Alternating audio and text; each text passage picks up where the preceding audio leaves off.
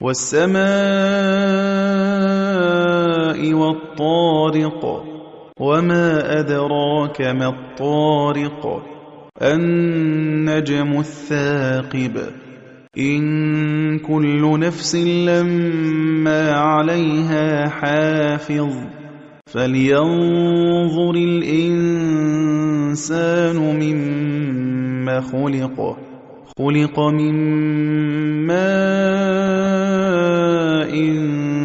دَافِقٍ يَخْرُجُ مِن بَيْنِ الصُّلْبِ وَالتَّرَائِبِ إِنَّهُ عَلَىٰ رَجْعِهِ لَقَادِرٌ يَوْمَ تُبْلَى السَّرَائِرُ فَمَا لَهُ مِن قُوَّةٍ وَلَا نَاصِرٍ وَالسَّمَاءِ ذَاتِ الرَّجْعِ وَالْأَرْضِ ذَاتِ الصَّدْعِ إِنَّهُ لَقَوْلٌ فَصْلٌ وَمَا هُوَ بِالْهَزْلِ إِنَّهُمْ يَكِيدُونَ كَيْدًا وَأَكِيدُ كَيْدًا